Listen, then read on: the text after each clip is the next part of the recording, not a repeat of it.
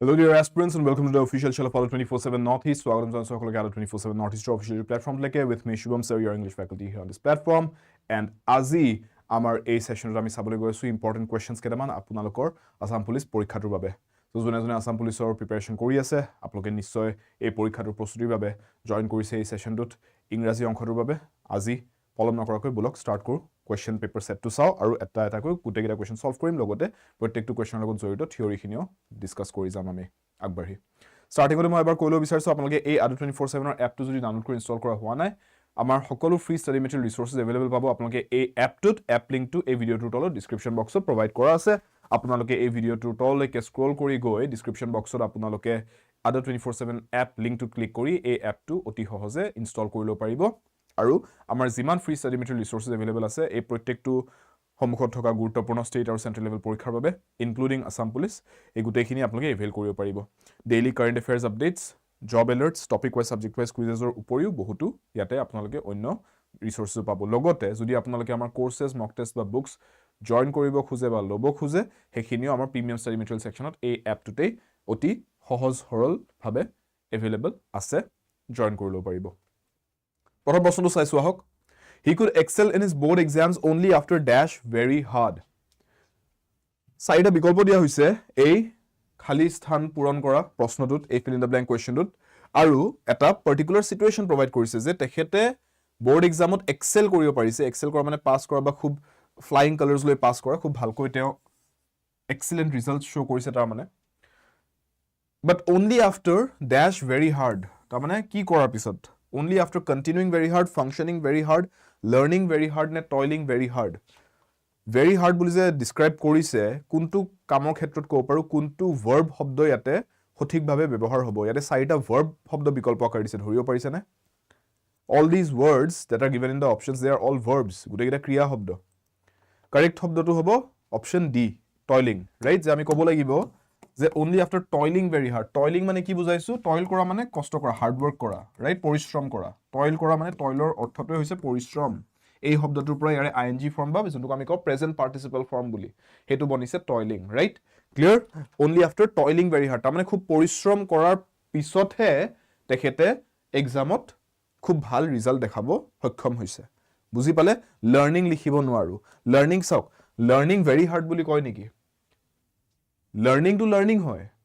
শিকা কিবা এটা বস্তু শিকা খুব কষ্ট কৰি শিকা বুলি ক'বলৈ নাযাও অসমীয়াত ক'ব পাৰো ইংৰাজীত learning very hard বুলি নকও toiling very hard to learn হেনেকৈ লিখিব পাৰো কিন্তু খুব কষ্ট কৰিছো কিহৰ বাবে শিকিবলৈ তেনেকৈ ক'ব পাৰি toiling very hard to learn বা he toiled very hard to learn the necessary skills এনেকৈ যদি কও তেতিয়া কাৰেক্ট হ'ব কিন্তু learning very hard বুলি ক'লে ফ্ৰেজটো ভুল হৈ যায় ইংৰাজীত বুজি পাইছে ক্লিয়াৰ চলো Question number 2. Corruption is a standing hindrance dash the nation's development. Standing hindrance মানে কি বুজাইছো? Standing মানে হি এক জায়গাত থিয় হৈ আছে। মানুহ এটা যেনেকৈ এক জায়গাত থিয় হৈ থাকিলে standing বুলি কও। ইয়াতে corruptionৰ কথা কৈছো। এই কনসেপ্টৰ কথা কৈছো। Corruption মানে কি? দুৰ্নীতি, right? দুৰ্নীতি standing বুলি যেটা কৈছো তাৰ মানে হি লৰচৰ নহয়। হি stagnant বস্তু এটা। হি আজি আছে কালি নাই হেনেকুৱা নহয়। হি সদায় আছে। এক জায়গাত থিয় দি থকাৰ নিচিনা কয় স্ট্যান্ডিং কি বুলি কৈছো স্ট্যান্ডিং হিন্ড্ৰেন্স বুলি কৈছো ইয়াতে এটা বস্তু চাও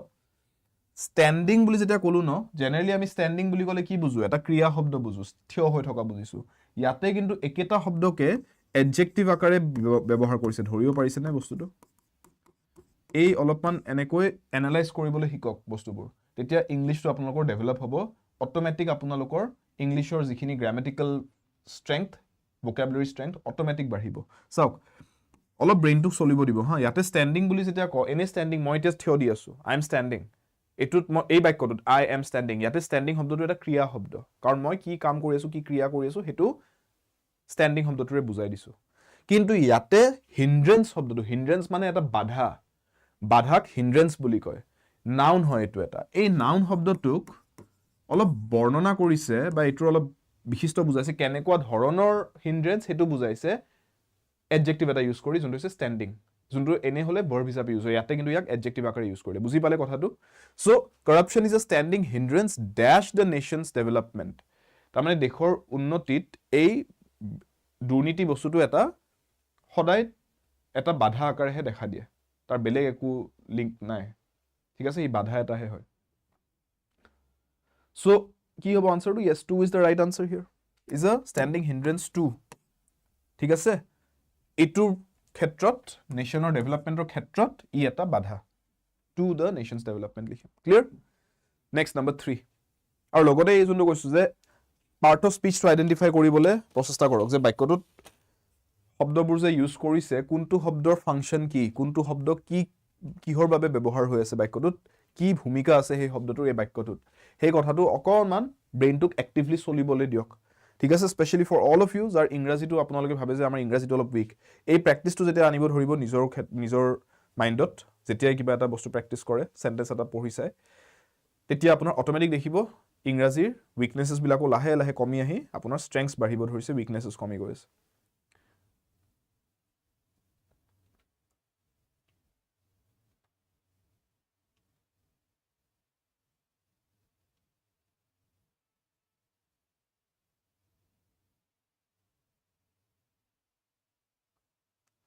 No sooner did the sun rise when we resumed the journey after having a hasty breakfast. Hasty মানে কি বুজাইছে? Hasty মানে হৈছে দৌৰা-দৌৰি কৈ, খৰধৰ কৈ। ঠিক আছে? Hasty মানে খৰধৰ লগা। ঠিক আছে? দৌৰা-দৌৰি কৈ যদি কিবা কাম কৰে সেইটো hasty বুলি কয়। Hasty breakfast মানে খুব দৌৰা-দৌৰি কৈ আমি ব্ৰেকফাষ্ট কৰিলো। তাৰ মানে আপুনি গোটে পৰিস্থিতি যে ভাবি চাই এক ধৰণে আপুনি ভাবিব পাৰে কৰবাত চাগে ফুৰিব গৈছে বা কৰবাত হাইক কৰিব গৈছে, ট্ৰেকিংত গৈছে, তেতিয়া কি হয়? সূৰ্য উদয় হোৱাৰ লগে লগে যাতে যিমান পাৰি সিমান গ্ৰাউণ্ড কভাৰ কৰিব পাৰি দিনটোৰ ভিতৰত পোহৰ থাকোতে এন্ধাৰ হোৱাৰ পিছতো আৰু এন্ধাৰে খোজ কাঢ়িব নোৱাৰিব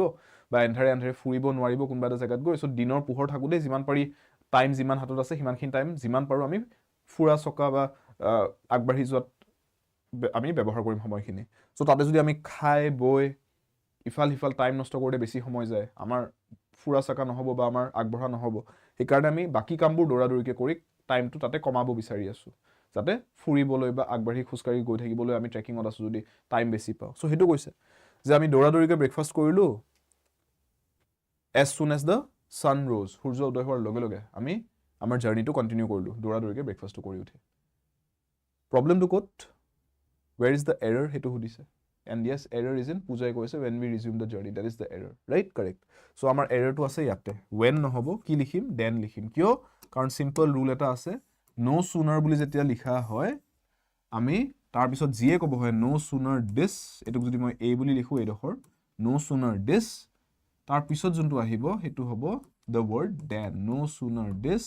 then তাৰ পিছত জি লিখে যেটুক মই b বুলি যদি কও then that no sooner this than that হেনেকৈ লিখা যায় ঠিক আছে সো ইংৰাজীত কিছুমান আপোনালোকে এনেকৈ ফ্ৰেজ পাব no sooner than ঠিক আছে but also এনেকুৱা ধৰণৰ ঠিক আছে এইবিলাক আমাৰ তাৰ মানে ফ্ৰেজেস হয় he did আপুনি যদি কয়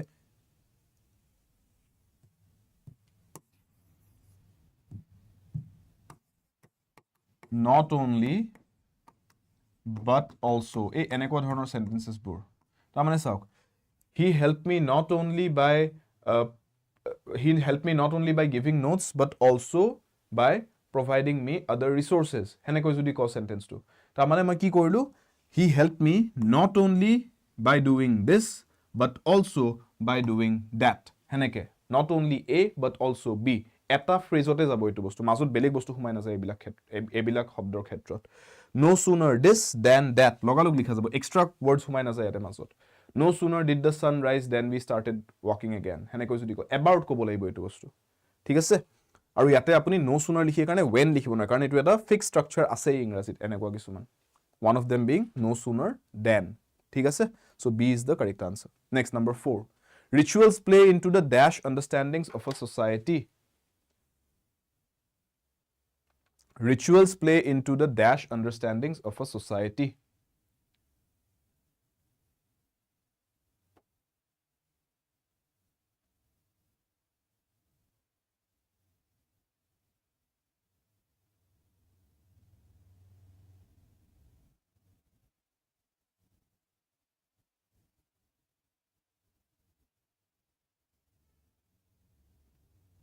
Tactfully, tacit, taciturn আৰু tacitly একেটা words দিয়া হৈছে so rituals বুলি যেটা কৈছো তাৰ মানে যোনবোৰ আমি কিছুমান societal নিয়ম আদি ফলো কৰোঁ ঠিক আছে কিবা আমি যেতিয়া কাজ পাতি পাতো আমি যোনবোৰ কিছুমান নিয়ম মানো ধাৰ্মিকভাৱে হওক বা আধ্যাত্মিকভাৱে হওক আমি সেইবিলাক ৰিচুৱেলছ বুলি কওঁ ৰাইট হয়নে নহয় চ' এই rituals play into the these understandings of a society তাৰমানে কি বুজাইছে এই বিয়া চিয়া পাতোতে আপোনালোকে দেখিব কিছুমান নিয়ম মানে ন এই নিয়মবোৰ যে মানে সেইবিলাক কিহৰ আণ্ডাৰত আহে এই জোৰণ পাতে যে তাৰপিছত আপোনাৰ মান ধৰা এটা পৰ্ব এটা থাকে এইবিলাক যে কৰে এইবিলাক কি হয় এইবিলাক চব ৰিচুৱেলছত আহি যায় ঠিক আছে এইবিলাক তাৰমানে জেনেৰেশ্যন আপন জেনেৰেশ্যন বাই জেনেৰেশ্যন চলি আহিছে এইবিলাক তাৰমানে এইবিলাক সমাজৰ এটা আণ্ডাৰষ্টেণ্ডিঙতে আছে যে এইটো এটা বুজাবুজিত চলি থাকে এই বস্তুটো ঠিক আছে কিন্তু এইটো বস্তু ক'তো কিবা এখন কিতাপ এখন লিখি থোৱা নাই কোনোবাই বহুত যুগ আগতে যে এইখন কিতাপ গোটেই নিয়মবিলাক ইয়াতে লিখি থৈছোঁ বোলে এই নিয়মটোৰ মতে হ'ব লাগিব কোনোবা বোলে সাধু ঋষিমুনিয়ে কোনোবাই লিখি থৈ গৈছে তেনেকুৱাতো নহয় এইবিলাক মানুহে আগৰ পৰাই কৰি আহিছে আগৰ জেনেৰেশ্যনে নেক্সট জেনেৰেশ্যনটোক দেখাইছে বুজাইছে পঢ়াইছে নেক্সট জেনেৰেশ্যনটো আকৌ তাৰ নেক্সট জেনেৰেশ্যনক বুজাইছে তেনেকৈ সেইটো ফ'ল' হৈ আহি আছে ৰাইট লাহে লাহে আপোনালোকে আজিকালিৰ দিনত দেখিব আমাৰ এই নৰ্থ ইষ্টৰ পিনে বিয়া চিয়াই কিছুমান পৰ্ব বা কিছুমান এনেকুৱা ৰিচুৱেলছ মনা হৈছে যোনবোৰ আচলতে আমাৰ নৰ্থ ইষ্টত আগতে ইমান নাছিলেই এইবিলাক নৰ্থ ইণ্ডিয়াৰ পিনে বেছি চলে কিন্তু লাহে লাহে সেইবিলাকো ইয়াতে মানুহে দেখি যে এইটো বস্তু ভাল লাগিছে এইটো আমিও কৰোঁ সেনেকৈ সেইটো ইয়াতে কমন হ'ব ধৰিছে এতিয়া লাহে লাহে কেইবছৰমান পিছত আপুনি দেখিব আৰু এটা জেনেৰেশ্যন যোৱাৰ পিছত চাগে এই নতুন যোনবিলাক বস্তু এতিয়া এড হ'ব ধৰিছে সেইবিলাকো আপুনি ক'ব পাৰে যে এক ধৰণে আমাৰ ইয়াতে কমন হৈ যাব সেইটো ৰিচুৱেল ইয়াতে ট্ৰেডিশ্যনেল হৈ যাব যে আমি এনেকেই পাতোঁ কিন্তু আগতে সেনেকুৱা নাছিলে চ' এইটো এক ধৰণে কোনো লিখি দিব নালাগে যে এইটো বস্তু কৰিব লাগে এইটো বস্তু কৰিব নালাগে এইটো অট'মেটিকলি আহি থাকে এইটো কি বুলি কওঁ এইটোক এক ধৰণে আপুনি ক'ব পাৰে টেচিট বুলি টেচিট মানে something which is implicit ঠিক আছে তাৰমানে যোনটো বস্তুৰ কোনো ডাইৰেক্টলি লিখি দিয়া কোনো তেনেকুৱা ৰেকৰ্ড নাই কিন্তু এইটো এটা বুজাবুজিত হৈ থাকে ইমপ্লিচিট যোনটো আপুনি মেথছত যেনেকৈ ক'ব পাৰে ইমপ্লাইড বুলি যে কয় আপোনালোকে মেথছত আমি মেথছত ইমপ্লাইড বুলি লিখোঁ নে নাই বা ইমপ্লাইজ বুলি লিখোঁ নে নাই এনেকৈ তাৰমানে কি বুজাওঁ এইটোৱেদি যে আপোনাক মই যদি কওঁ যে 10x equals to 100 ঠিক আছে আপুনি নেক্সট লাইনত কি লিখিব ইমপ্লাইজ x equals to 100/10 এনেকৈ লিখিবনে নাই ৰাইট তাৰপিছত আপুনি ক'ব যে তাৰমানে ইমপ্লাইজ x equals to 10 এইটো যে কৰিলে তাৰমানে আপুনি এক ধৰণে এইটোৰ পৰা এইটো বুজি পাই গৈছে না সেইটোহে লিখি আছে ইমপ্লাইজ বুলি কৈ পেলাই যে এইটো যদি এনেকৈ লিখাও আছে তথাপি মই দেখিয়ে কৈ দিব পাৰোঁ তাৰমানে xৰ ভেলুটো 10 হ'ব য়েছ সেইটোহে বুজোঁ আমি এইটোৰ পৰা সেইকাৰণে ইমপ্লাইজ বুলি লিখোঁ যে এইটোৰ পৰা এইটো বুজা যায় এইটোৰ পৰা এইটো বুজা যায় ই লিখি নথলেও এনেকৈ ইয়াক ডাইৰেক্টলি x equals to 10 বুলি নিলিখিলেও আমি এইটো কিন্তু দেখি বুজি পাব পাৰোঁ যে xৰ ভেলুটো 10 হয় তাৰমানে ৰাইট সেই ইমপ্লাইজৰ পৰা আপুনি ভাবি চাওক ইমপ্লাইড আৰু তাৰ পৰা আহি যায় ইমপ্লিচিট শব্দটো তাৰমানে যোনটো বস্তু ডাইৰেক্টলি কৈ দিয়া হোৱা নাই x equals to 10 বুলি কিন্তু আপুনি দেখি গম পাইছে ইয়াৰ ভেলুটো x equals to 10 হ'ব বুজি এটাত আহি যায় বস্তুটো বুজি পোৱা যায় সেইটোৱে ইমপ্লিচিট বুলি বা টেচিট বুলি ক'ব পাৰি একেটাই মিনিং চিননিমাছ যে rituals play into the tacit understanding of society তাৰমানে এইকেইটা ক'তো লিখি থোৱা হোৱা নাই কিন্তু বুজি পোৱা যায় বা দেখি শুনি বুজা যায় বস্তুটো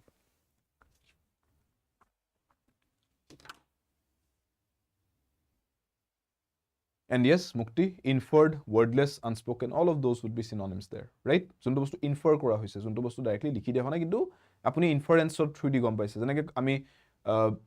ইনফাৰেঞ্চৰ কুৱেশ্যন পাওঁ কম্প্ৰিহেনশ্যনৰ পেছেজেছত ৰাইট আপুনি পেছেজটো পঢ়ি কি বুজিলে সেইটো সোধে তাৰমানে পেছেজত ডাইৰেক্টলি কিবা এটা বস্তু লিখা নাথাকিব পাৰে কিন্তু আপুনি দুটা লাইন পঢ়ি তাৰ পৰা থাৰ্ড কিবা এটা বস্তু বুজি পালে বোলে আপুনি সেইটো ইনফাৰ কৰিলে তাৰমানে ডাইৰেক্টলি লিখা নাই কম্প্ৰিহেনশ্যন পেছেজটোত বাট আপুনি পঢ়ি বুজি পাইছে সেইটো বস্তু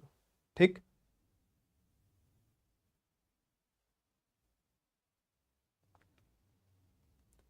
The beans are dash turned to avoid burning. চাওক turned বুলি কৈছে turned to কি হ'ব একদম সিম্পল গ্ৰামাৰৰ কনচেপ্টটো যদি আমি চাওঁ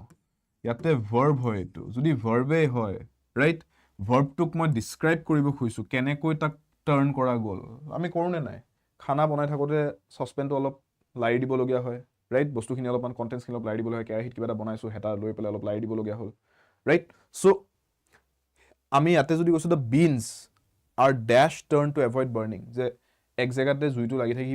পুৰি নাযাওক আমি অলপমান লাৰি দিছোঁ বস্তুটো ইংৰাজীত সেইটো টাৰ্ণ কৰা বুলি কয় right so' the beans are days টাৰ্ণ এতিয়া কেনেকৈ টাৰ্ণ কৰা হৈছে সেইটো বুজাব বিচাৰিছোঁ ভাৰ্ব এটাক ডিছক্ৰাইব কৰিব বিচাৰিছোঁ মোক কি লাগিব টু ডিছক্ৰাইব এ ভাৰ্ব আই নিড এন এডভাৰ্ব কোনটো হয় ইয়াতে এডভাৰ্ব এইটোহে কোনটো অপশ্যন তাৰমানে চিৰ কথা কৈ আছোঁ so' therefore the beans are constantly turned to avoid burning. কিয় আহিল কনসেপ্টটো সি কিয় হল আনসাৰটো বুজি পাইছে ন কাৰণ verb এটা ডিসক্ৰাইব কৰিব ট্ৰাই কৰিছো আৰু verb adjective adverb কিহে ডিসক্ৰাইব কৰে ক্ৰিয়া শব্দ বিশেষণীয় শব্দ বা অন্য এটা adverb শব্দক ডিসক্ৰাইব কৰিবলৈ আমাক এটা adverb শব্দই লাগিব আমি ইয়াতে বেলেগ word noun adjective verb এৰে কৰিব নোৱাৰো এই কামটো so adverb describes all of these verb adjective and adverb এইটোৰ পৰা আনসাৰটো গম পোৱা যায় এই থিওৰিটোৰ পৰা গম পোৱা যায় কনস্ট্যান্টলি এ কাৰেক্ট আনসাৰ হ'ব ঠিক next number 6 we do not agree on certain things we do not agree on certain things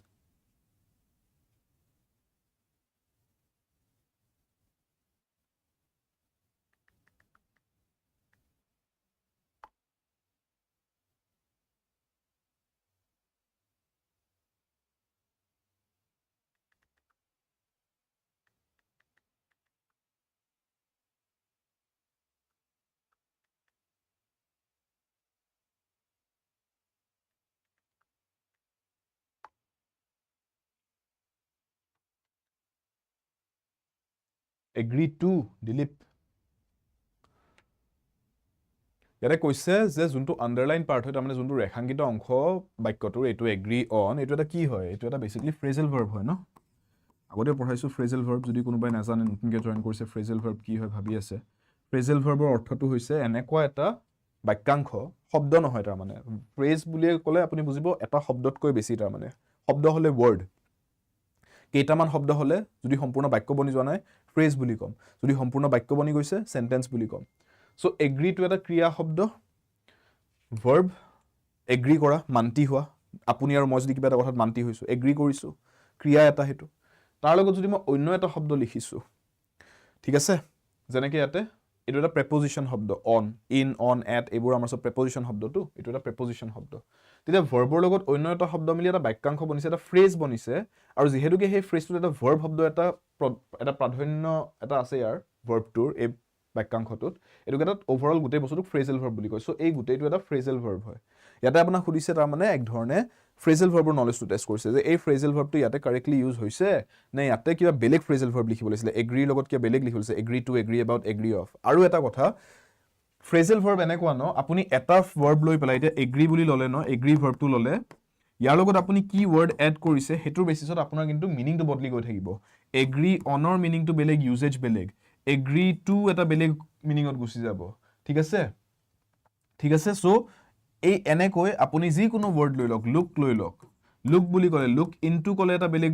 meaning হৈ যাব লুক আপ বুলি ক'লে এটা বেলেগ মিনিং হৈ যাব লুক ফৰ বুলি ক'লে এটা বেলেগ মিনিং হৈ যাব ৰাইট সো লুকৰ মিনিংটো এটাই হয়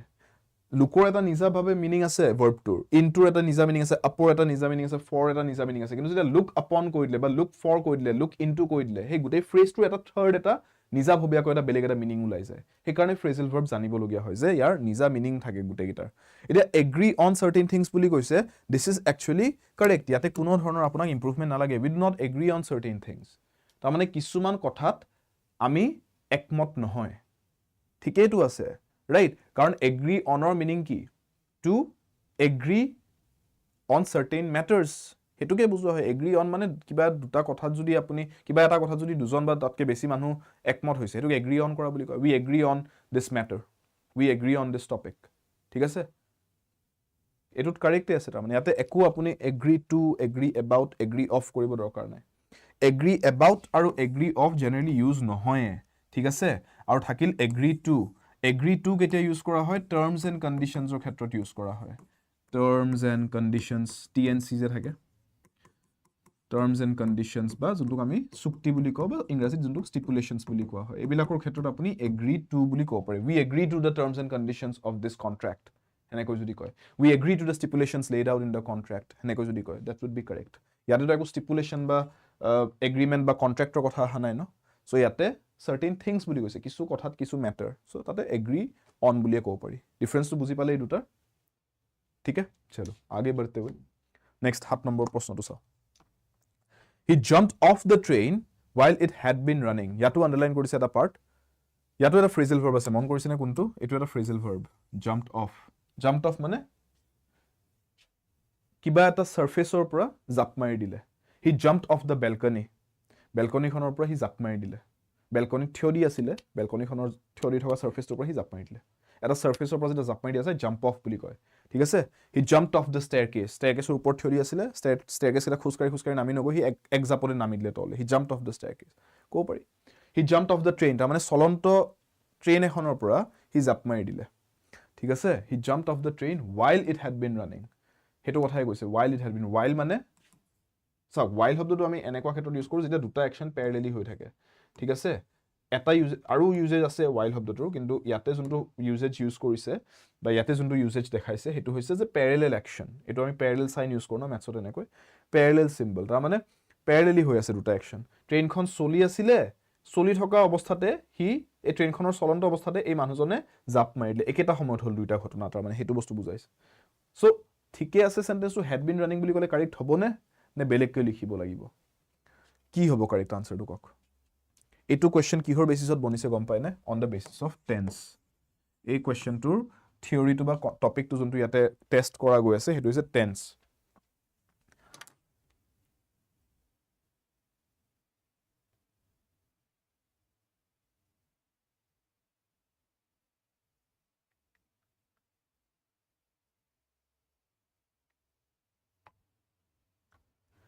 He jumped off the train while it had been running. So, C june কৈ আছে, yes, your answers are correct. Why? Because, see, as I said, this question is based on the topic of tense. Had been running বুলি যেতিয়া কৈছো, তাৰ মানে এটো হৈ যাব আপোনাৰ perfect continuous tense. Why? Because তাকো past perfect continuous tense. Had কোৱাৰ লগে লগে you can understand this is in the past tense বা past perfect tense বুলি গম পোৱা যায় আৰু ইয়াতে যিহেতুকে been word to connect word হিচাপে ইউজ কৰি ing form of the main verb use কৰিছে runৰ ing form তাৰ মানে present participle form তাৰ মানে running বুলি লিখিছে এটোত গম পোৱা যায় যে এটো continuous ৰ এলিমেন্টস আছে সো এটো আলটিমেটলি কি হৈ গল past perfect continuous tense so past perfect continuous tense আমি ইউজ কৰিব লগিয়া ইয়াতে প্ৰয়োজন আছে নে নাই past perfect continuous tense কেতিয়া ইউজ কৰো এই perfect continuous family of tenses to use কৰা যায় কেতিয়া হেতু বুজি লওক এই কোৱেশ্চনটোত আপুনি এই কনসেপ্টটো ৰিভাইজ কৰি লবলে ভাল যে perfect continuous tense তেতিয়া ইউজ কৰা যায় যেতিয়া মই দুটা অ্যাকশনৰ মাজত ডিউৰেচন বুজাব লগিয়া হয় তেতিয়া মই perfect continuous tense টো ইউজ কৰিব পাৰো ঠিক আছে I had been studying for 3 years right I had been studying for 3 years while my friends were working এনেকৈ যদি ক যে মোৰ লগৰ কেজনে 3 বছৰ ধৰি কাম কৰি থকা সময়ছোৱাত মই কিন্তু এপিনে পঢ়ি আছিলো আৰু যেহেতুকে মই 3 ইয়াৰ্স টু মেনশন কৰিলো যেহেতুকে মই 3 বছৰৰ এটা ডিউৰেচন মানে বুজি পাইছনে সময়ৰ কাল এটা মই যেহেতু হেতু উল্লেখ কৰিব লগিয়া হল হেতু বাবে ডিউৰেচন বুজাবলে মই কোনটো টেন্স ইউজ কৰিলো perfect continuous family of tense আৰু যদি মই পাষ্টৰ কথা কৈছো past perfect continuous কম বৰ্তমানৰ কথা কৈছো present perfect continuous ভৱিষ্যতৰ কথা কলে future perfect continuous কিন্তু আলটিমেটলি ডিউৰেচন যদি বুজাব লগিয়া হৈছে তে perfect continuous family of tense টো ইউজ কৰা হ'ব ইয়াতে ডিউৰেচনৰ কথা কৈছে নেকি এই বাক্যটোত মোক হেতু কক ইয়াতে কৰবাত ডিউৰেচন কৈছে 10 minutes 1 hour একোটো তেনেকা আহা নাই সো ইয়াতে আলটিমেটলি কথাটো এটাহে আছিল যে এই ট্ৰেইনখন চলন্ত অৱস্থাত আছিল the train was moving hey continuous action to হৈ থাকুতে ট্ৰেইনখন চলি থকা অৱস্থাতে ট্ৰেইনখন চলি থকা এই অৱস্থাটোতে এই মানুহজনে জাপ মাৰি দিলে তাৰ মানে এক ধৰণে গ্ৰাফ আকাৰে যদি চাও এই গুটে বস্তুটো টাইমলাইন আকাৰে এই ট্ৰেইনখন চলি থকা একচনটো হৈ থকাৰ মাজতে কোনবা এটা পইণ্টত এই মানুহজনে জাপ মাৰি দিলে so this action this white arrow this was continuous এটো কন্টিনিউয়াস হৈ আছিল অ্যাকশনটো তাৰ মাজতে কিবা এটা বেলেগ এটা ঘটনা ঘটিলে আৰু এনেকুৱা ক্ষেত্ৰত যদি মই কন্টিনিউয়াস অ্যাকশন এটাৰ বিষয় কিবা ক'ব লগিয়া হয় I do not go for the perfect continuous tense কাৰণ duration ক'ব লগিয়া নাই মই just continuous action টো বুজাব লাগে so I will simply use the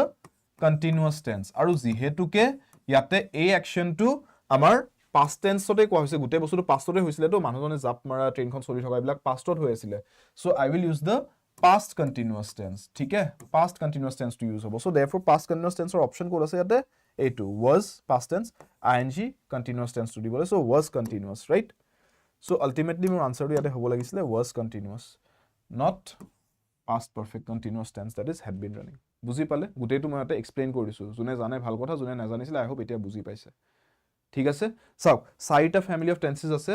simple continuous perfect perfect continuous গুটে গিটাৰ নিজা নিজা কিছুমান ফাংচন আছে কোনটো কেতিয়া ইউজ কৰা হয় সিম্পল টেন্সটো ইউজ কৰো আমি যেতিয়া যেতিয়া এটা ঘটনাৰ কথা ক'বলগীয়া হয় এটা ঘটনা ঘটিছিলে বা ঘটিছে বা সদায় হৈ থাকে বা ভৱিষ্যত হ'ব এটা ঘটনা তেতিয়া সিম্পল টেন্স ইউজ কৰা হয় simple family of tenses depending on the time period past simple present simple future হ'ব কন্টিনিউয়াস টেন্স ইউজ কৰা হয় এনেকুৱা ক্ষেত্ৰত যেতিয়া কিবা এটা ঘটনা ঘটি থাকোতে কিবা এটা মাজতে বেলেগ এটা ঘটনা ঘটিছিলে সেই কন্টিনিউয়াস অ্যাকশন এটা চলি আছিল তো ইন প্ৰগ্ৰেছ অ্যাকশন এটা হেতু ৰেফাৰ কৰিবলৈ কন্টিনিউয়াস টেন্স ইউজ কৰো পাৰফেক্ট টেন্সটোৰ বিভিন্ন ইউজ আছে কিন্তু one of the major uses যেতিয়া আপুনি স্পেসিফাই কৰিবলগীয়া হয় সিকোয়েন্স অফ অ্যাকশনস যে এইটো ঘটনা ঘটাৰ পিছত এইটো ঘটনা ঘটিছে বা এইটো ঘটনা ঘটাৰ আগতে এইটো এটা ঘটনা ঘটিছিলে তেতিয়া আপুনি পাৰফেক্ট টেন্স ইউজ কৰিব depending on the time period again past present future হৈ যাব হেতু আৰু finally perfect continuous tense family perfect continuous tense family as I said duration বুজাবলৈ ইউজ কৰা হয় কিমান সময়ছোৱাৰ বাবে এটা ঘটনা ঘটিছিলে বা ঘটিছে বা ঘটিব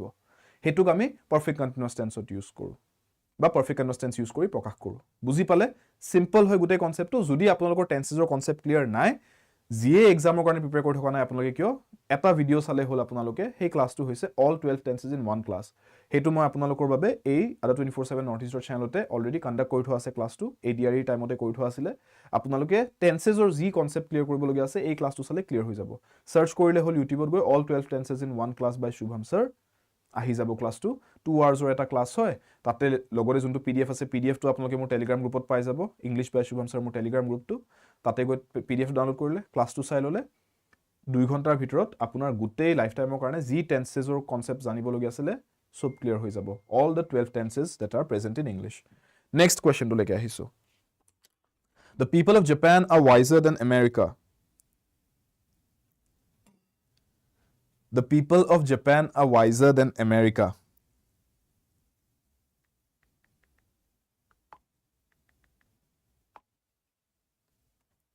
ইয়াতে এটা বস্তু সুধিছে আপোনালোকক যে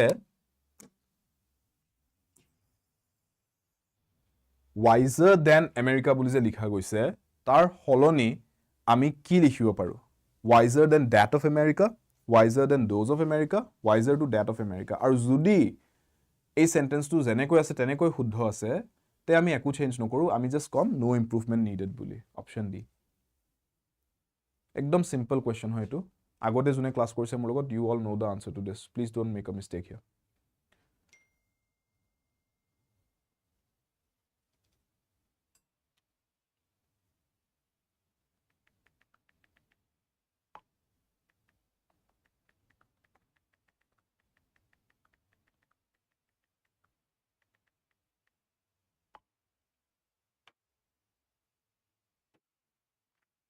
Those of you going for option B, your answers are correct. Mamoni apuni A koise A no hobo, kyo no hobo buzilok. Aru A sentence to kyo bhulo ase ami hetu ebar buzilok. See, we compare two similar things, okay? Apuni hati etak dhori pelai manhu etar logot compare kori dibo nware directly, right? Hatir hur to manuhor nakor logot apuni tulona kori dibo nware putukkoi. Henekwa kotha simple terms ot jodi kobole jao. So basically yate sauk the people of Japan or kotha pati asu. Ami kar kotha pati asu Japanor jikhini citizens, Japanor nagorikor kotha pati asu. আপুনি জাপানৰ মানুহখিনিক America কি হয় America এডখৰ জায়গা হয় it's a geographical area right আপুনি ভূগোলৰ দিশৰ পৰা আমি যোনটো এটা এৰিয়াক আমেৰিকা বুলি নাম দিছো সেই মাটি দখৰক আপুনি আহি পেলাই বা সেই এৰিয়া দখৰক আনি পেলাই আপুনি এছাম মানুহৰ লগত আপুনি তুলনা কৰি দিব নোৱাৰে হয় Japan as a land compare কৰিব পাৰে আমেৰিকা এজ এ ল্যান্ডৰ লগত অৰ আপুনি জাপানৰ নাগৰিকখিনি কম্পেয়াৰ কৰিব পাৰে আমেৰিকাৰ নাগৰিকখিনিৰ লগত কিবা এটা বেসিছৰ ক্ষেত্ৰত কিন্তু ডাইৰেক্টলি মানুহ এছাম আপুনি মাটি এডখৰ লগত তুলনা কৰি দিব নোৱাৰে সো আমি এই কম্পেৰিজনটো কৰিবলৈ যাতে আৰু ইয়াৰ কম্পেৰিজন আছে হেতুটো ডিটেক্ট কৰিব পাৰিছে ন because we are using the comparative degree of the adjective wise to এটা এডজেক্টিভ হয় right this is an adjective আৰু এডজেক্টিভৰ কি থাকে তিনটা ডিগ্ৰী থাকে right adjectives always have 3 degrees 3 degrees মানে অকল যদি মই ওয়াইজ বুলি কৈছো কাৰবাৰ বুদ্ধি আছে বুলি কৈছো ওয়াইজ বুলি কৈছো অভিজ্ঞতা আছে আৰু বুদ্ধি আছে ওয়াইজ উইজডম থকা মানুহ এজনক ওয়াইজ বুলি কয় এডজেক্টিভটো হৈ যাব যোনটো পজিটিভ ডিগ্ৰীত আছে ইন দ্য পজিটিভ ডিগ্ৰী তাৰ মানে জাস্ট উল্লেখে কৰিছো যে তেওঁৰ জ্ঞান আছে বা বুদ্ধি আছে তেওঁৰ সেই গুণটো উপস্থিত আছে তেওঁৰ তাত it's in the positive degree যদি মই তুলনা কৰো যে দুজন মানুহৰ বুদ্ধি আছে কিন্তু দুইজনৰ মাজত কাৰ বুদ্ধি বেছি তেতিয়া কম্পেৰেটিভ ডিগ্ৰীত আহি যাব এতিয়া এডজেক্টিভ একেটা ৰুট ওয়াৰ্ডৰ পৰা আহিছে কিন্তু এতিয়া ই কম্পেৰেটিভ ডিগ্ৰীত আহি গল ৰাইট তুলনামূলক ভাৱত কৈ আছো কথাটো দুজনৰ মাজত তুলনা কৰি আৰু যদি মই কওঁ যে এজন মানুহ বুদ্ধিমান হয় ওয়াইজ হয় আৰু এজন মানুহ যিমান বুদ্ধিমান হ'ব পাৰে তেওঁ সেই আটাইতকৈ উচ্চ স্তৰটো গৈ পাইছে he is at the highest degree of being wise তেতিয়া মই কম হি অৰ शी ইজ দ্য ওয়াইজেষ্ট সো এটো এডজেক্টিভটোৰ পৰা আহিলে ওয়াইজ এডজেক্টিভটোৰ পৰা আহিলে কিন্তু এটো হাইয়েষ্ট ডিগ্ৰীত গুচি গ'ল that is the third degree which is called superlative degree I hope এইখিনি বেসিক কনসেপ্টস আপোনালোকৰ সকলোৰে ক্লিয়াৰ আছে ৰাইট এইবিলাক কনসেপ্টছত যদি গণ্ডগোল আছে ডাইৰেক্টলি কোৰ্সত আহক ঠিক আছে সেকেন্ড কোৱেশ্চন নাই ওটাতে ডাইৰেক্টলি এক্সাম দিব গৈছো দি এইবিলাক কনসেপ্ট ক্লিয়াৰ নাই যদি ডাইৰেক্টলি কোৰ্সত আহিব গুটে ক্লিয়াৰ কৰি ল'ব ওয়াইজ ওয়াইজাৰ ওয়াইজেষ্ট ঠিক আছে ইয়াতে আমি কোনটো ডিগ্ৰী ইউজ কৰিছো কম্পাৰেটিভ ডিগ্ৰীটো ওয়াইজাৰ সো ওয়াইজাৰ দেন লিখিছে ঠিক আছে হেতু প্ৰবলেম নাই কিন্তু কম্পেয়াৰ হলটো কম্পেয়াৰ কৰিবলৈ যাওঁতে এইটো চাব লাগিব কিহক কম্পেয়াৰ কৰিছো ইয়াতে কৈছো পিপল অফ জাপান ইয়াতে কৈলো ডাইৰেক্টলি আমেৰিকা এইটোতে ভুলটো হৈছিল আমি লিখিব লাগিছিল দেন pronoun আকাৰে যদি লিখো মানুহক ৰেফাৰ কৰিবলৈ কেইবাজন মানুহক ৰেফাৰ কৰিবলৈ those people these people হেনেকে ৰেফাৰ কৰিব পাৰি এতিয়া আমেৰিকাৰ মানুহখিনিক ৰেফাৰ কৰিবলৈ those of America বুলি কৈছো কাৰণ দূৰত থাকে ন সেই মানুহখিনি সৌ তাতে থকা মানুহখিনি সেইখিনি মানুহ হেনেকে কম এইখিনি বুলি তো ক'ব নোৱাৰো these বুলি ক'ব নোৱাৰো সেইখিনি বুলি ক'ব লাগিব those বুলি ক'ব লাগিব obviously so the people of Japan are wiser than those of America clear यहाँ पे आंसर बी है जिन लोगों ने ऑलरेडी आंसर बोल दिया thank you for waiting patiently till the end of the explanation आपको ऑलरेडी पता है इसका आंसर किंतु কোনবা যদি স্টুডেন্টে নাজানে তেওঁলোকৰ কাৰণে এক্সপ্লেইন কৰি দিয়াটো মই দৰকাৰী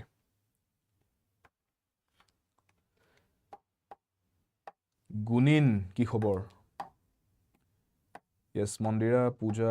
your answers are all correct Mamoni correct अर्दाव सही है জগদীশ কি খবৰ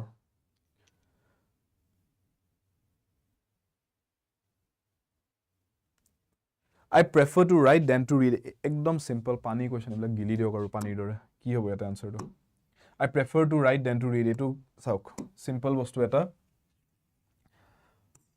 prefer যেতিয়া লিখিম এটু এটা কি হয় this is সাউক কিছুমান শব্দ ইংৰাজীত অকল কম্পাৰেটিভ ডিগ্ৰীটোতে পোৱা যায় হা কিছুমান শব্দ ইংৰাজীত এনেকৈ জন্ম লৈছে হি অবতাৰ নলয় তাৰ মানে ঠিক আছে হি এটা ৰূপতে আহে হি এটা ৰূপতে থাকি যায় তাৰ মানে এই কিছুমান শব্দ prefer superior ulta to inferior ঠিক আছে আৰু কি হ'ব senior ulta to junior সব এজন জুনিয়ৰ থাকিলেহে এজন সিনিয়ৰ হ'ব and vice versa এজন সিনিয়ৰ থাকিলেহে এজন জুনিয়ৰ হ'ব এজন জুনিয়ৰ থাকিলেহে এজন সিনিয়ৰ হ'ব কিবা এটা বস্তু ইনফিৰিয়ৰ হলেহে বাকি কোনবা এটা বস্তু সুপিৰিয়ৰ হ'ব ৰাইট কোনবা এটা বস্তু সুপিৰিয়ৰ হলে আনটো বস্তু ইনফিৰিয়ৰ হ'ব নহয় জানো আৰু আপুনি একিটা শব্দ এটা কথা ভাবি চাওক আপুনি যেতিয়া কিবা এটা বস্তু সুপিৰিয়ৰ বুলি ক'লে ন তাৰ মানে আপুনি কিবা এটা বাকি কেইটামান বস্তু বা বেলেগ কোনবা এটা বস্তুৰ কম্পেৰিজনত চাই পেলাইহে সুপিৰিয়ৰ বুলি ক'ব পাৰিছে অটোমেটিকলি এবিলাক কম্পেৰেটিভত আহি যায় আৰু সুপিৰিয়ৰ বেলেগ একো ডিগ্ৰী নাই যেনেকৈ আমি অলপ আগতে চালো wise wiser wisest good better best bad worst ইয়াতে কিন্তু আপুনি বেলেগ ডিগ্ৰী নাপায় সুপিৰিয়ৰ একো বেলেগ ডিগ্ৰী নাই ৰাইট আপুনি একিটা পকিমনৰ দৰে ইভলভ কৰাব নোৱাৰে বাকি কেইটা পকিমনৰ দৰে ইভলভ হয় ৰাইট পিকাচু ৰাইচু কৰিব পাৰি বাকি কেইটা ৰাইট ইয়াতে নোৱাৰি কিন্তু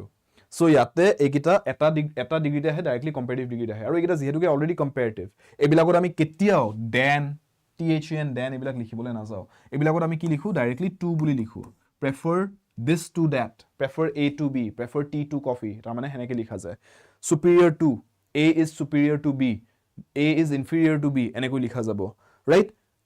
I am senior to you you are junior to me এনেকৈ লিখা যাব ডাইৰেক্টলি ক্লিয়াৰ সো ইয়াতো চাওক ইয়াতে এখিনি ঠিকে আছে prefer to ঠিকে আছে কিন্তু এই যে দেন লিখিব লগিয়া হল সেই কাৰণে ভুল আছে কাৰণ prefer অলৰেডি কম্পাৰেটিভত আছে ইয়াৰ বেলেগ আৰু একো ৰূপেই নাই ওয়াইজ শব্দত চাওক ওয়াইজাৰ শব্দটোৰ ক্ষেত্ৰত এটা ওয়াইজ বুলিও ইয়াৰ এটা বেলেগ এটা ৰূপ আছে ওয়াইজেস বুলিও ইয়াৰ বেলেগ এটা ৰূপ আছে সেই কাৰণে ওয়াইজাৰ লগত দেন লিখাটোত প্ৰবলেম নাই আমি বুজাই আছো যে কনফাৰ্ম কৰি দি আছো যে আমি কম্পাৰেটিভ ডিগ্ৰীতে ইউজ কৰি আছো কাৰণ ইয়াৰ বেলেগ ৰূপো আছে বেলেগ স্বৰূপো আছে এইটো শব্দৰ কিন্তু প্ৰেফাৰ শব্দটোৰ বেলেগ একো স্বৰূপে নাই প্ৰেফাৰটো প্ৰেফাৰ বুলি লিখা যাব নাউন ফৰ্মত লিখিব গলে প্ৰেফাৰেন্স বুলি লিখি দিম কিন্তু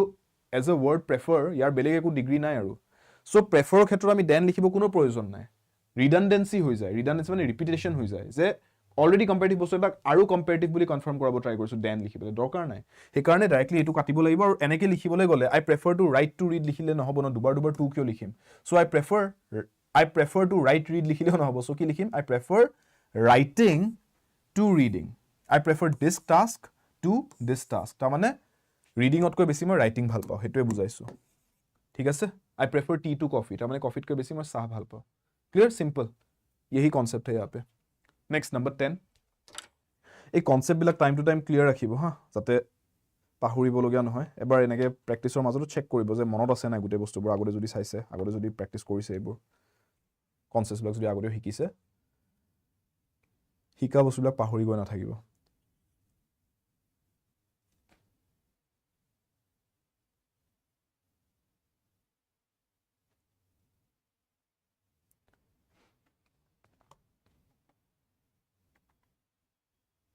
জগদীশ খবৰ ভাল মোৰো ভালে বাৰু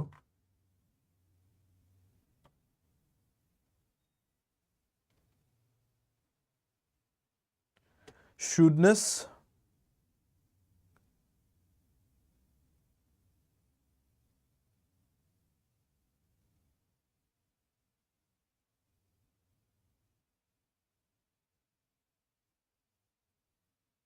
পিংকিয়ে সুধিছে এটা ভাল question sir right to read কিয় নহল দ্যাটস আ গুড কোৱেশ্চন সি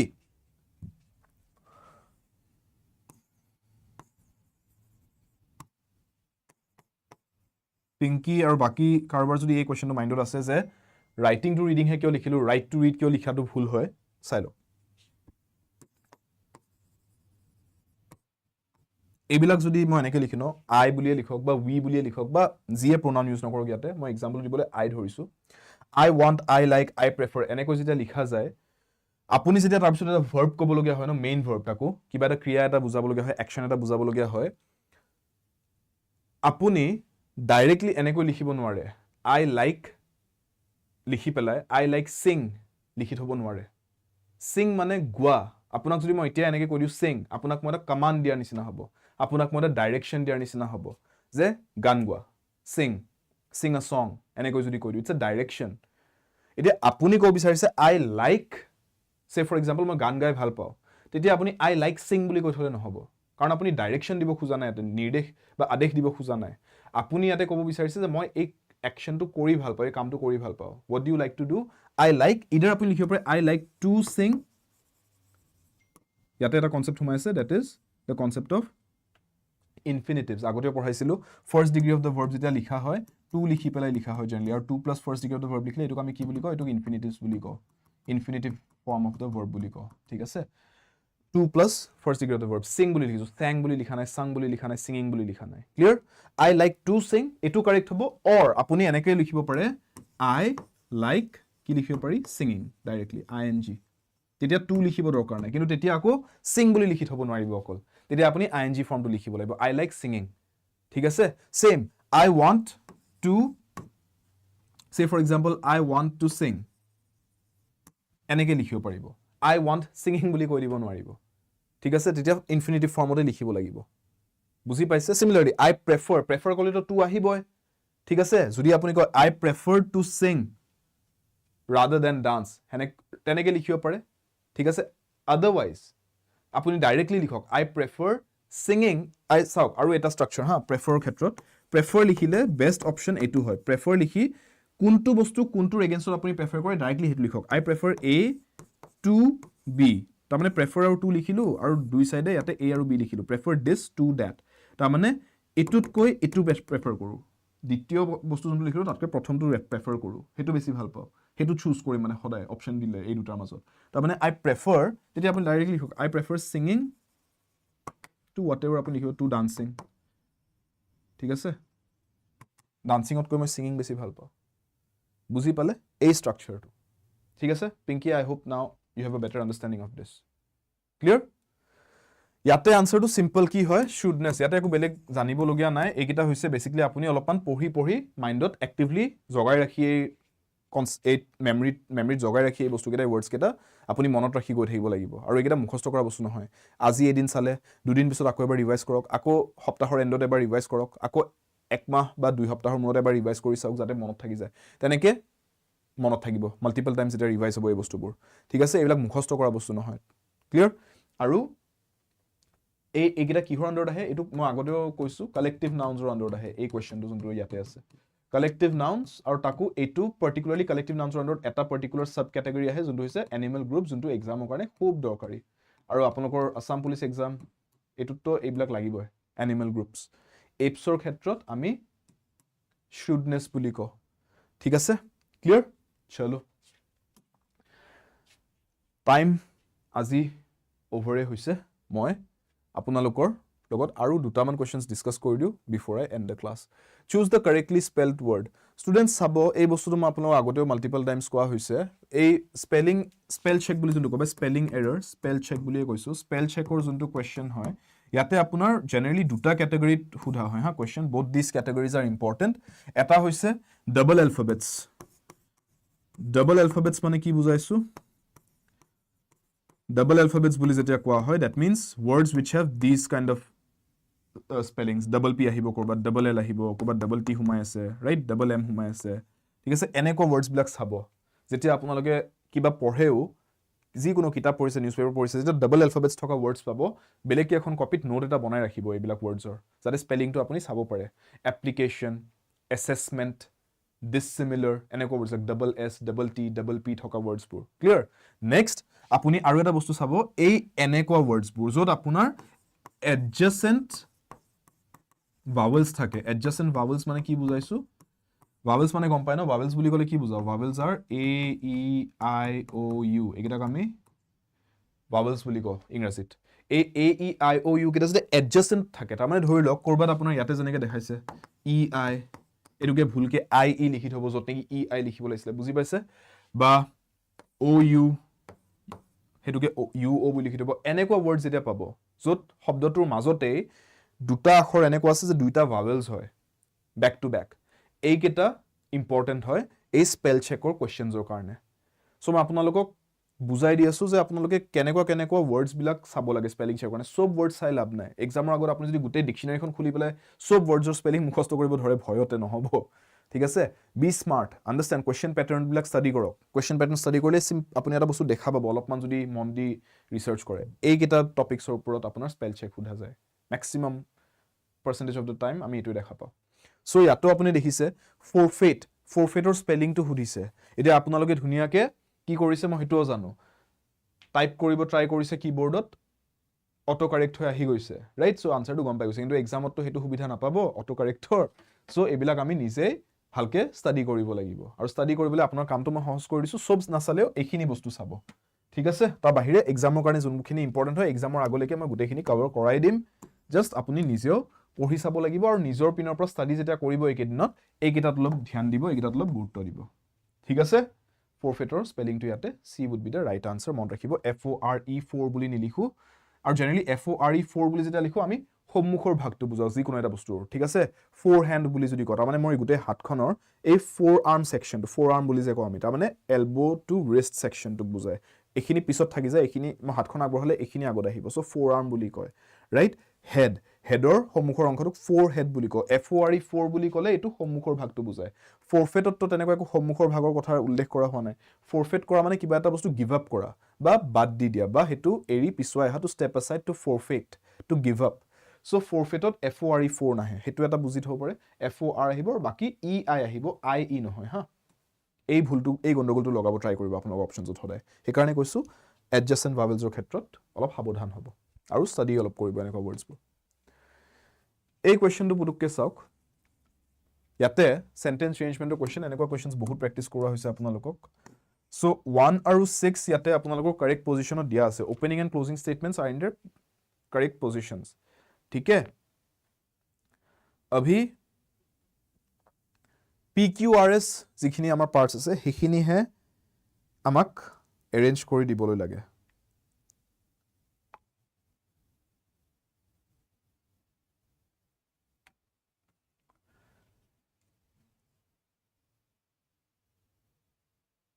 বাকি জুনে জুনে লাইভ চাই আছে আৰু চুপচাপ গোটেই ক্লাসটো চাই আছে একো ডাউটস নাই একো আনসাৰ সাবমিট কৰা তেওঁলোকৰ তেনেকুৱা একো ধান্দা নাই যে আনসাৰটো সাবমিট কৰিম তেওঁলোকক সুধিছো খবৰ খাতি কেনেকুৱা কেনে গৈ আছে পঢ়া শুনা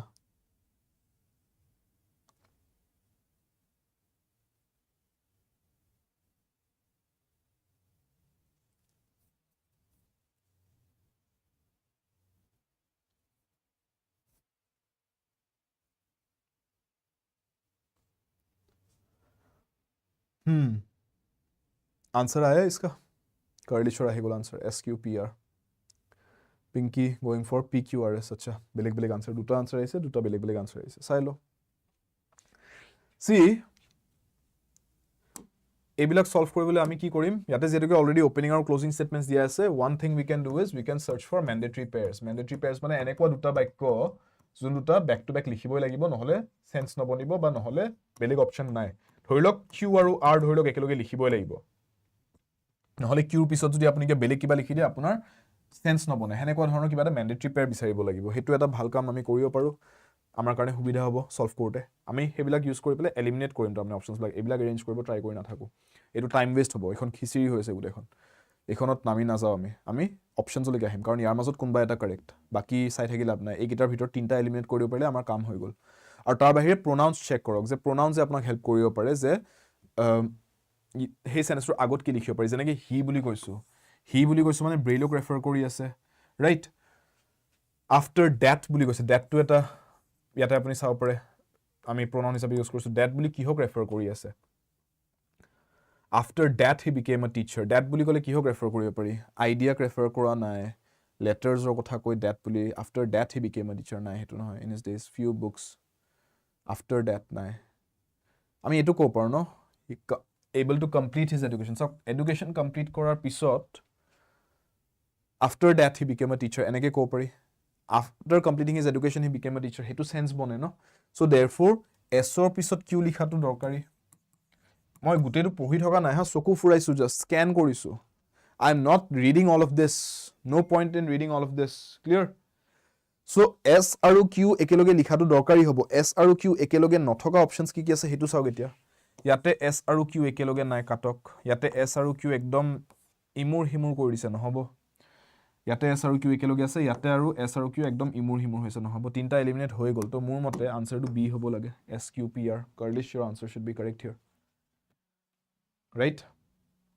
বাকি নহব সাগে মোৰ লাগি আছে তথাপি আৰু অলপ আমি ভেৰিফাই কৰি চাও আৰু কিবা ভেৰিফাই কৰিব পাৰিনে the letters used বুলি কৈছে letters কিহত ইউজ কৰিব পাৰে letters ইউজ কৰা কথা কিহত আহিব পাৰে complete his educationত নাহে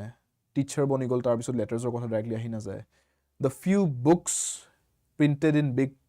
race type লিখিছে এটো হ'ব পাৰে ন কিতাপ the few books আৰু এটো যে লিখিছে printed কিতাপ প্ৰিন্ট কৰোতে হে কিতাপত প্ৰিন্ট কৰা আখৰবোৰৰ কথা ক'ব পাৰি লেটাৰ্ছ ক'ব পাৰি সো p ৰ পিছত r অহাটো দৰকাৰী হয় p আৰু r একেলগে লিখিলেহে তাৰ মানে কথাটোৰ সেন্সটো থাকে ফ্লোটো থাকে মই যোনটো অপচন ইয়াতে কাৰেক্ট যেন লাগিছে তাতে p আৰু r একেলগে আছে s আৰু q একেলগে আছে দুটা ম্যান্ডেটৰী পেয়াৰ মই বিচাৰি পাইছো দুয়োটা ইয়াতে ফুলফিল হৈ আছে সো মোৰ লাগিছে এইটোৱে আনসাৰ হয় যদি এক্সামত মোৰ দৌৰাদৌৰি থাকিলো হেতেন মই যদি কনফাৰ্ম কৰিব টাইমো নাপালো হেতেন ৰিভাইজ কৰি এটো এনেকে পঢ়ি চাই পেলাই গুটেটো কাৰেক্ট আছে নাই মই চকু বন্ধ কৰি তথাপি এটোকে টিক কৰি গুছি আহিলো হেতেন কিয় কাৰণ এতিয়ালৈকে যিখিনি মই চালো সেইখিনিত মোৰ এই তিনটা এলিমিনেট হৈ গৈছে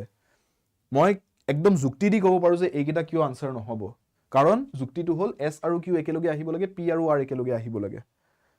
yes or no কোৰ পৰা গম পালো এইটো কথা কাৰণ চাওক that বুলি নহলে আপুনি কিহক ৰেফাৰ কৰিছে কিহৰ পিছত টিচাৰ বনিলে এডুকেশ্যন কমপ্লিট কৰাৰ পিছতহে টিচাৰ বনিছে হেতুহে সেন্স বনি আছে ৰাইট আৰু এটা বস্তু চাওক লেটাৰ্ছ বুলি কৈছে লেটাৰ্ছ কিহত আহিব পাৰে লেটাৰ্ছৰ কথা যে কৈ আছে the letters used the বুলি যে লিখি ললে the letters কি কোড আছে এই লেটাৰ্ছবোৰ কিতাপতে থাকে লেটাৰ্ছ কিতাপত প্ৰিন্ট কৰা লেটাৰ্ছৰহে কথা আহিব সো বুকস প্ৰিন্টেড লেটাৰ্ছ এটো সেন্স বনে নাই পি ৰ পিছত আৰ লিখিলেহে সেন্স বনিব নাই লেটাৰ্ছৰ কথা কোৱাৰ আগতে আপুনি যদি টিচাৰৰ কথা কৈ লয় কি লাভটো হ'ব টিচাৰৰ লগত লেটাৰ্ছৰ কি লিংক আছে বুজি পাইছে লেটাৰ্ছ লিখাৰ আগতে আপুনি বুলে আৰ লিখাৰ আগতে সেন্টেন্স এস লিখি লৈছে এডুকেশ্যন কমপ্লিট কৰা স্কুলৰ কথা কোৱা পেৰিছৰ কথা কোৱাৰ পিছত লেটাৰ্ছৰ কি লিংক আছে নেক্সট লাইনটোত বুজি পাইছে কথা কোৱাৰ এটা ফ্লো থাকে ন মই এতিয়া এই কোৱেশ্চনটো সলভ কৰাই থাকোতে ঘপকে এইটো কোৱেশ্চন বাদ দি পেলাই মই যদি আপোনাৰ লগত পলিটিক্সৰ কথা পাতিব ধৰো অদ্ভুত জাপ এটা মাৰা হ'ব ন বুজি পালে কথাটো সব ফ্লো এটা থাকিব লাগিব কথাৰ ইয়াটো ফ্লোটো মেইনটেইন কৰিব লাগিব ন সেই ফ্লোটো মেইনটেইন কৰিব সোৱাটো চাওতে মই দেখিছো যে সেই ফ্লোটো মেইনটেইন কৰাটো চাবলৈ যাওতে মই দেখিছো যে SQ আৰু PR এইকেইটা দুটা পেয়াৰ আছে ইয়াতে যোনটো দেখাত যোনটো থাকিব লাগিব মই চুজ কৰা অপচনটোত ইয়াতেহে আছে বাকি কতো নাই so therefore this has to be the answer যদি মই এক্সামত টাইম না থাকিলেহেঁতেন দৌৰাদৌৰি হলেহেঁতেন এইটো টিক কৰি গুছি আহিলেহেঁতেন পঢ়িও নাচালোহেঁতেন ঠিক হৈছে নে নাই কিন্তু আমাৰ যেহেতুকে পঢ়িছাৰ পৰা টাইম আছে এবাৰ পঢ়ি চাও Braille lost his eyesight accidentally as a child nevertheless he was able to complete his education at a school for the blind in Paris after that he became a teacher in his days the few books that were available for blind people were printed yate eta shobd ahibo ha where নহলে সেন্টেন্সটো অলপ আধৰুৱা হৈ থাকে were printed in big raised type the letters used were those of the ordinary alphabet finally last sentence Braille's idea was to use raised dots instead of raised letters দেখিছে লেটাৰ্ছৰ কথাটো এটা continue হৈ আহি আছে এটা ফ্লোত আহি আছে understood that is the correct answer here so অলপমান স্মাৰ্ট ওয়াৰ্ক কৰিব এনেকে গুটেই এখন পঢ়ি মেলি চাই সলভ কৰিব ট্ৰাই কৰিব দৰকাৰ নাই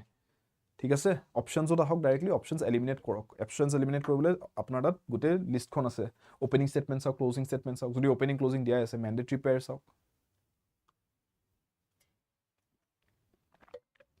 dash you work hard you cannot succeed dash you work hard you cannot succeed কষ্ট নকৰিলে সফলতা নাই সিধা কথা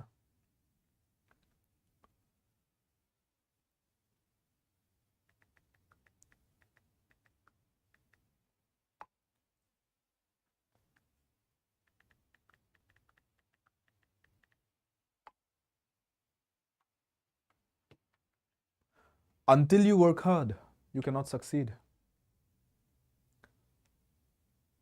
So, until আৰু unless দুটা বস্তু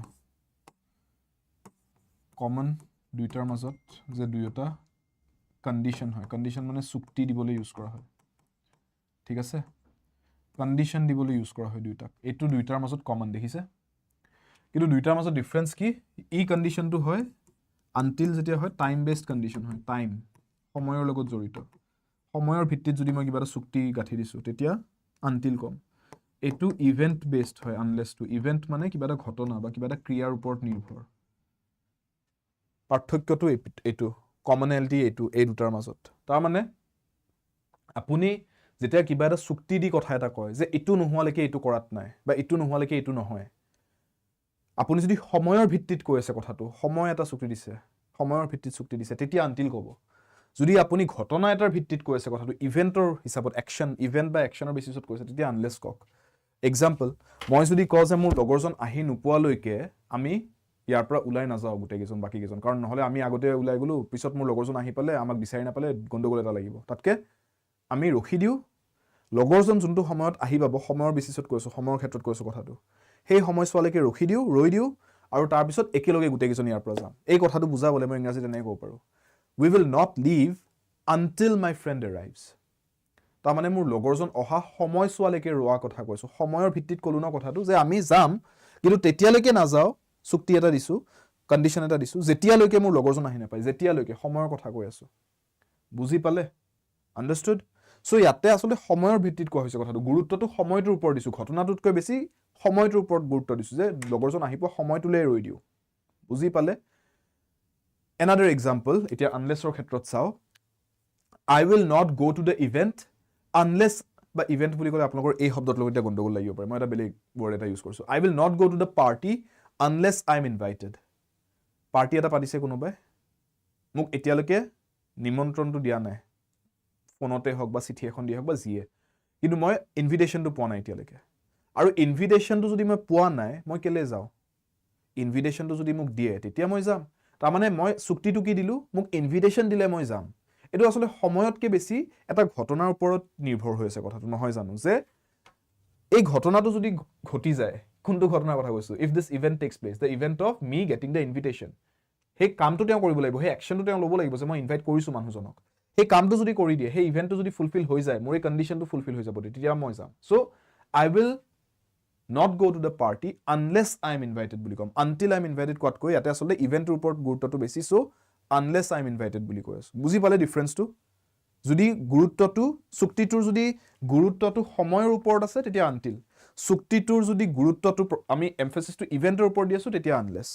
ইয়াতে চুক্তিটো দিয়া আছে যে কষ্ট নকৰিলে সফলতা নাপায় চুক্তিটোৰ গুৰুত্বটো বা এমফাসিসটো কিহত সময়ৰ ওপৰত নে কিবা এটা ক্ৰিয়া কিবা এটা ঘটনাৰ ওপৰত এটা ইভেন্ট হয় ন ওয়াৰ্ক হাৰ্ড কষ্ট কৰাটো এটা ইভেন্ট হয় এটা অ্যাকশন হয় যে মই কষ্ট কৰিছো এটো সময়ৰ ওপৰত নিৰ্ভৰ নহয় সো ইয়াতে মই until কেলে কম I will say unless বুজি পালে এতিয়া জনে জনে until কৈছে I hope your concept is clear now যে ইয়াতে until নকম unless কম আৰু if জনে জনে কৈছে if কিয় হ'ব if you work hard তাৰ মানে যদি আপুনি কষ্ট কৰে if মানে যদি বুলি অসমত যদি বুলি কও যদি এটো কৰো যদি হেতু কৰো if I do this if I do that যদি আপুনি কষ্ট কৰে আপুনি সফলতা নাপায় হেনেকে কম নেকি উল্টা হৈ নগল জানো কথাটো if লিখি দিলে সেইকাৰণে if নহব বুজি পাইছে if you work hard you cannot succeed হৰে উল্টাহে হৈ গল if you work hard you will succeed হে ক'ব লাগিছিলে বুজি পালে সো সেইকাৰণে ifও নহব clear understood এটা কোৱেশ্চন চাই লো লাষ্ট কোৱেশ্চনটো আপোনালোক মই নিজে সলভ কৰিবলৈ প্ৰেক্টিস কোৱেশ্চন আকাৰে দিম ইয়াতে চাওক Rohan is so magnanimous that everyone is always dashed to help him in his project এই ওয়ার্ডটো আগতেও কৈছিলো ৰিসেন্টলি ক্লাছত কৈছিলো magnanimous gregarious এইবিলাক চাব gregarious কি হয় friendly magnanimous কি হয় very helpful একদম সিম্পল টার্মছত যদি কও a very helpful person is called magnanimous ঠিক আছে magnanimous মানুহ এজন যোনে সবকে সহায় কৰে ঠিক আছে who is helpful to everyone magnanimous মানুহ এজন gregarious কলে কি বুজিম gregarious ওয়ার্ডটো কেইমান আগতে চাইছিলো gregarious কলে বুজিম friendly ঠিক আছে easy to approach approachable friendly ঠিক আছে magnanimous is someone who is very helpful so Rohan is so magnanimous they are imane helpful that everyone is always dashed to help him in his project যে বাকি সকলো মানুহে obviously helpful মানুহজনক সবে ভাল পাব আৰু সেই কাৰণে তেখেতৰ নিজা যদি কিবা কাম আছে প্ৰজেক্ট আছে তাতো তেওঁলোকে হেল্প কৰিবলৈ কি হ'ব eager হ'ব enthusiastic হ'ব reluctant হ'ব ignorant হ'ব সি এটা কথা reluctant তো নহয় reluctant মানে খোকজা লগা কৰো নকৰো লগা এতিয়া যদি তেওঁ নিজে খুব সহায় কৰে লোকক অন্য মানুহক সহায় কৰিবলৈ ইজিলি এভেইলেবল থাকিও মানুহখিনি বা এট লিষ্ট বিচাৰিব যে আমিও পাৰিলে তেখেতক কেতিয়াবা সহায় কৰিম ৰিলাক্টেন্ট হৈ নাথাকে আৰু হেতু ক্ষেত্ৰত ঠিক আছে নিজকে বাধা দি নাৰাখে যে তেওঁ সহায় নকৰো বুলি ঠিক আছে ইগনোৰেন্ট মানে জ্ঞান নথকা ইগনোৰেন্ট যে কিবা এটা কথা কলে আপোনাৰ জ্ঞান নাই আপুনি হেতু কথা কলে ইগনোৰেন্ট হৈ আছে তাৰ মানে আপুনি নাজানে আপুনি জানিব খোজা নাই you are ignorant to it ignore কৰা বুলি যোনটো আমি যোনটো কথা আমি গুৰুত্ব দিয়া নাই তাৰ মানে আপুনি সেই বস্তুটো গুৰুত্ব দিয়া নাই আপুনি নাজানে তাৰ মানে সেই কথাটো সো ইউ আৰ ইগনোৰেন্ট ইয়াতেটো ইগনোৰেন্সৰ কথা আহা নাই থাকিল ইগাৰ আৰু এনথুজিয়াস্টিক দুটাৰ ভিতৰত কোনবা এটা so everyone is always enthusiastic শব্দটো যদি কই দিও enthusiastic তো হৈছে মানুহজন খুব ফুৰ্তিত আছে enthusiasm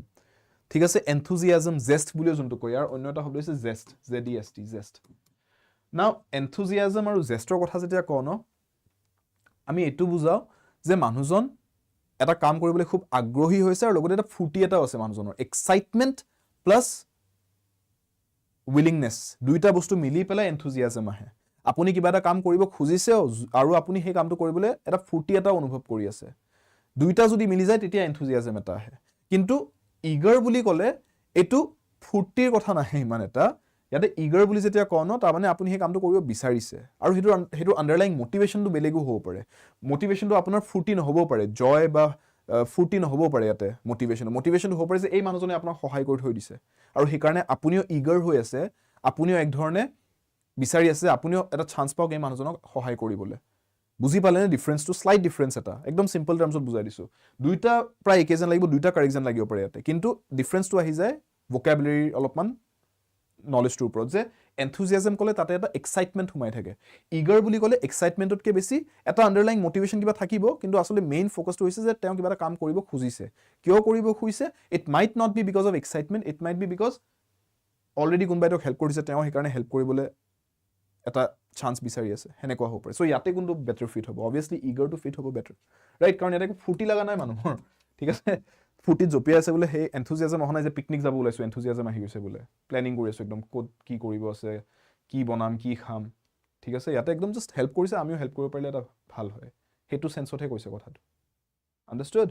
চলো লাষ্ট কোৱেশ্চন সিম্পল কোৱেশ্চন একদম বচ্চো वाला কোৱেশ্চন है স্টিল অলপ যাতে আপোনালোকৰ এই ভাৰ্বৰ আৰু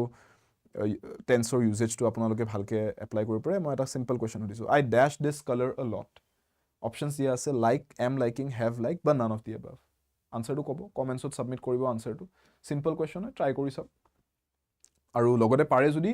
বোনাস পইণ্টস যদি আপোনালোকে ইয়াতে কনসেপ্টটো মোক কৈ দিব পাৰে যে কিয় আপুনি যোনটো আনসাৰ চুজ কৰিছে why do you think that is the answer and why not the other options হেতু লগতে যদি কৈ দিয়ে তেতিয়া মই গম পাম যে আপোনাৰ কনসেপ্টটো একদম ক্লিয়াৰ সো আনসাৰটো যেতিয়া কমেন্টছত সাবমিট কৰিব আজি এই ভিডিওটো শেষ হোৱাৰ পিছত ভিডিওটোৰ তলত আপোনালোকে মোক অকল আনসাৰটো কৈ নিদিব আনসাৰটো সিম্পল হয় কনসেপ্টটো বুজাই দিব এক লাইন লিখি পেলাই যে sir for this particular reason I am choosing this answer ঠিক আছে কৈ দিব কি ৰিজনত কৈছে মোক হেতু কৈ দিব ঠিক আছে তেতিয়া মই গম পাম আপোনালোকৰ কনসেপ্ট ক্লিয়াৰিটি কিমান আছে চলো ক্লাসটো ইয়াতে এন্ড কৰিছো লগতে আপোনালোক মই এবাৰ কৈ দিও ক্লাসৰ এন্ডত আপোনালোক সদায় মই জনাই দিও এটো বস্তু যে আপোনালোক যদি কোৰ্সেস জয়েন কৰিব বিচাৰে you can join the courses to the other 24/7 app এপত আমাৰ বৰ্তমান আসাম পুলিচ টেট পৰীক্ষাৰ যোনে যোনে এপিয়াৰ কৰিছে 29 ডিসেম্বৰ এক্সামটো কোৰ্স চলি আছে হা মই ইতিমধ্যে দুটা ক্লাছ লোৱা হৈছে তাতে কালি আৰু আজি মিলি পেলাই আপোনালোকে যদি জয়েন কৰিব বিচাৰে জয়েন কৰক টেটৰ কাৰণে কমপ্লিট কোৰ্স কভাৰেজ আপোনালোকৰ এইটো বেটছত কৰি দিয়া হৈছে এক্সামৰ আগেগে এটা ফাইনেল আপোনালোকে প্ৰিপাৰেচন কৰি ল'ব পাৰিব কিবা যদি কনসেপ্ট ক্লিয়াৰিটি লগা আছে কৰবাত কিবা যদি পাৰ্টিকুলাৰ কোৱেশ্চনছত প্ৰবলেম আছে গুটেই তাতে আপোনালোকে এড্ৰেছ কৰা পাই যাব গুটেই ইস্যুজখিনি বেংক এক্সামৰ কাৰণে কোৰ্স আছে বেংক ফাউণ্ডেশ্যন কোৰ্স যদি আপোনালোকে বেংকিং এক্সামছৰ কাৰণে প্ৰিপেয়াৰ কৰি আছে আপোনালোকে গুটেই আমাৰ যিমান বেংকিং এক্সাম আছে SBI IBPS NABARD apex bank গুটেইখিনিৰ ক্লাसेस একেলগে এটা সাবস্ক্ৰিপচনৰ আন্ডাৰতে বেলেগ বেলেগ কোৰ্সকে এবাৰতে পাই যাব you don't have to go around buying multiple courses আৰু বেংকৰ কাৰণে আদাৰ 24/7 নৰ্থ ইষ্টৰ এতিয়া এটা সেপাৰেট চেনেলো আহি আছে ইউটিউবত ইতিমধ্যে আহি গৈছে আপোনালোকে সেইটো সাবস্ক্ৰাইব কৰিব আদাৰ 24/7 নৰ্থ ইষ্টৰ বেংকিং আৰু SSC ৰ কাৰণে এটা বেলেগকে আমি চেনেল লৈ আহিছো যাতে বেংকিং আৰু SSC ষ্টুডেণ্টছখিনিয়ে সেপাৰেটলি ধুনীয়াকৈ তাতে ষ্টাডি কৰি থাকিব পাৰে সিৰিয়াছ ক্যান্ডিডেটছখিনিয়ে Y5 77 S কোডটো আছে যদি আপোনালোকে কোৰ্সেছৰ বাহিৰে মক টেষ্ট বুকস বা প্ৰেক্টিস পেপাৰস বা বুক কিটস ল'ব খোজে so right down this two codes কোনোবাই যদি নাজানে নতুন ষ্টুডেণ্টখিনি লিখি ৰাখিব পাৰে Y5 77 কোডটো এপ্লাই কৰি কোৰ্স এটা জয়েন কৰি you will always get the lowest price আৰু লগতে কিবা যদি এডিশনাল অফাৰ্স থাকে হেয়াও পাই যাব আৰু Y5 77 S কোডটো কিতাপ বুক কিটস মক টেষ্ট প্ৰেক্টিস পেপাৰস এইখিনিৰ বাবে क्योंकि पढ़ेंगे साथ साथ with Shubham sirs code Y577 মনত ৰাখিবলৈ সুবিধা কৰি দিছো সন্ধিয়া 5টা বজাত সোমবাৰৰ পৰা শনিবাৰলৈকে ৰেগুলাৰ ক্লাसेस আপোনালোকে আদাৰ 24/7 নৰ্থ ইষ্টৰ এই চেনেলত পাই যাব for all your examination government examination needs আজিৰ সেশনটো যদি ভাল পাইছে ভিডিঅ'টো এৰিযোৱাৰ আগতে লাইক বাটনটো নিশ্চয় এবাৰ হিট কৰি দিব লগতে শ্বেয়াৰ কৰি দিব পাৰে সেশনটো আপোনালোকৰ ফেলো এক্সপিৰিয়েন্সৰ লগত যাৰ লগত আপোনালোকে একেলগে পঢ়ি আগবাঢ়ি যাব বিচাৰিছে আৰু কমেন্ট সেকশনত লাষ্ট কোৱেশ্চন যোন সুধিলো হেটো আনসাৰটো জনাব লগতে কিবা যদি সুধিব বিচাৰিছে জানিব বিচাৰিছে you may ask your questions in the comments subscribe কৰা নাই যদি subscribe কৰিব চেনেলকে আৰু notification bell অন কৰি থব যাতে ক্লাसेस খিনিৰ আপডেটস খিনি পাই থাকে পঢ়াৰ বাবে আড্ডা সফলতাৰ বাবে আড্ডা ইংৰাজীৰ বাবে শুভম স্যাৰ লগ পাম ক্লাছত until then take care